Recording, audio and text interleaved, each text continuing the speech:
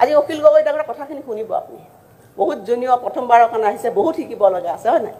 মইতো আপোনাৰ জ্যেষ্ঠ ভগ্নী আপুনি গোলাঘাটৰ জোৱাই মই সদায় মৰম কৰোঁ আপোনাক গতিকে সেই ভগ্নী মই বাজেটখন প্ৰথমতে কি ক'লো যে প্ৰথম বাজেট দিওঁতে কি কৈছোঁ যে মাতৃৰ মমতাময়ী অন্তৰেৰে মই এখন বাজেট দিছোঁ আৰু এইখন বাজেট মই কি কৈছোঁ যে প্ৰাপ্তিৰে মই এইখন বাজেট দিছোঁ যে যোৱা 4টা বছৰ মোৰ যি ৰাজনৈতিক অভিজ্ঞতা হ'ল বিত্তমন্ত্ৰী হিচাপে সেই অভিজ্ঞতাৰে মই আপোনাক এইখিনি কথা কৈছোঁ তথ্য আছে মোৰ হাতত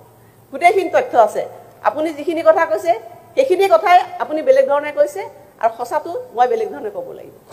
কাৰণ যেতিয়া এখন ৰাজ্য চলাব লাগে ৰাজ্য চলালে ইয়াত কিছুমান ইয়াত স্থিত থাকে সেইমতে কাম হ'ব লাগে আপুনি ঋণৰ কথা যিখিনি কৈছে ৰাজ্য পৰিচালনা কৰিবৰ কাৰণে কেনেধৰণে আগবাঢ়ি যায় সকলোখিনি ৰিজাৰ্ভ বেংকৰ নীতি নিয়ম মানি মোৰ বাজেটখন প্লেচে কৰিছোঁ মই দেখুৱালে যে 77% ক'ৰ পৰা আহিব ফাইনেন্স কমিছনৰ গান চেণ্ট্ৰেল গভৰ্ণমেণ্টৰ যিখিনি এছিষ্টেঞ্চ সকলোখিনি লাগিব কাৰণ আজিতো আমি একেদিনে অসমখন গঢ়িব নোৱাৰোঁ আপুনি নিজেও জানে যে একেদিনে অসম গঢ়িব পাৰে নেকি 41,000 crores এক্সপেণ্ডিচাৰৰ পৰা আজি যদি 1 লাখ কোটি টকা অসমে খৰচ কৰিছে এইটো আপুনি কৃতজ্ঞতা ভাল কৰিছোঁ বুলি আপুনি নক'ব পাৰে কিন্তু অসমৰ মানুহে যদি সেই স্বীকৃতি আমাক প্ৰদান কৰিছে গতিকে সেইখিনি কথাৰে সম্পূৰ্ণ দায়বদ্ধতাৰে মই উপাধ্যক্ষ মহোদয় এই কথাখিনি কৈছোঁ যে আমি ডেপ জিএছডিপি ৰেচিঅ' সম্পূৰ্ণ মেইনটেইন কৰিছোঁ আপুনি ক'ৰ পৰা বেলেগ এটা 50% কৈছে মই নাজানো মই যিটো ডেপ জিএছডিপি ৰেচিঅ' আমাক কয় সেই ডেপ জিএছডিপি ৰেচিঅ' আমি প্ৰপাৰলি মেইনটেইন সেইটো বাইদেউ মই যিটো কৈছোঁ এইটো কনষ্টেণ্ট প্ৰাইচত আপুনি যিটো কৈছে কাৰেণ্ট প্ৰাইচত ডেপ জিএছডিপি আমি মেইনটেইন কৰি আছোঁ অসম একেখিনি ডেপ জিএছডিপি অসমবৰ্ষৰ ভাৰতবৰ্ষৰ বাহিৰৰ ৰাজ্যবিলাকো মেইনটেইন কৰি থাকে আৰু সেই আৰু এবাৰ বাজেটত মই কাগজ দিছোঁ তুলনামূলকভাৱে আমি সকলো ডেপ জিএছডিপিৰ ৰেচিঅ' মেইনটেইন কৰিছোঁ ৰিচিভ এক্সপেণ্ডিচাৰ যিটো পাৰ্চেণ্টেজ মেইনটেইন কৰিব লাগে সেইটোও আমি কৈছোঁ সকলো পেৰামিটাৰৰ ভিতৰত আমি ৰাজ্যখন আছোঁ সম্পূৰ্ণ স্পষ্টতাৰে মই সেইখিনি কথা অধ্যক্ষ মহোদয় আপোনাক কৈছোঁ এতিয়া ৰেভিনিউ এক্সপেণ্ডিচাৰলৈ মই আহিছোঁ যে ৰেভিনিউ এক্সপেণ্ডিচাৰ কেপিটেল এক্সপেণ্ডিচাৰ আমি কেপিটেল এক্সপেণ্ডিচাৰলৈ আহোঁ কিমান টকা মই ক'লোঁ 2,900 পৰা কিমান আহি পালোঁহি আমি জাৰ্ণি কিমান আছিলে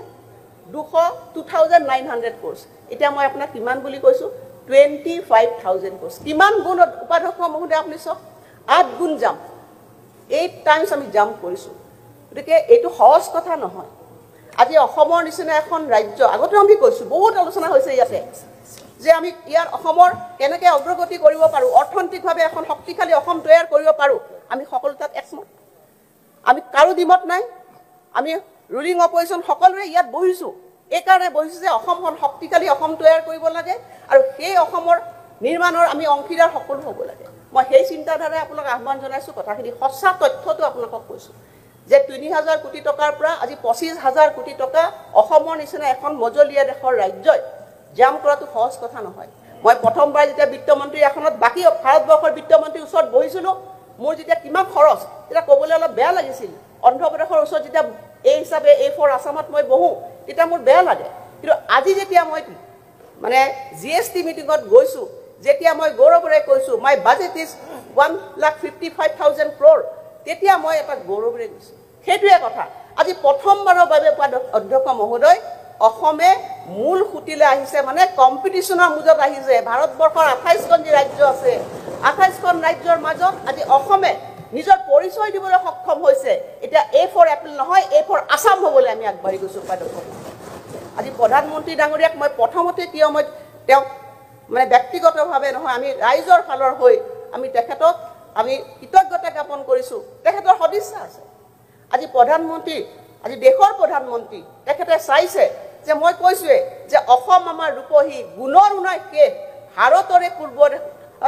সূৰ্য উঠা দে মোৰ পূৰ্বৰ দেশত অসমী আই মই গুণ শেষ কৰিব নোৱাৰোঁ উপাধ্যক্ষ মহোদয় মোৰ অন্তৰে অন্তৰে অসমী আই জাগ্ৰত হৈ আছে মই নিজে এগৰাকী মহিলা মই মাতৃ গতিকে সেইকাৰণে অসমীয়াৰ মই গুণ শেষ কৰিব নোৱাৰোঁ সেইকাৰণে সেই বাজেটত অসমীয়া আইক আমি কেনেকৈ আগবঢ়াই লৈ যাম সেইখিনি কথা দিনে ৰাতি আমি সকলোৱে চিন্তা কৰিছিলোঁ মুখ্যমন্ত্ৰী ডাঙৰীয়াই কৈছিল যে মই কালি সিদিনাখন আপোনালোকে দেখিছে মই অন্তৰ উজাৰি দিম অসমীয়া আইক কিমান দিব লাগে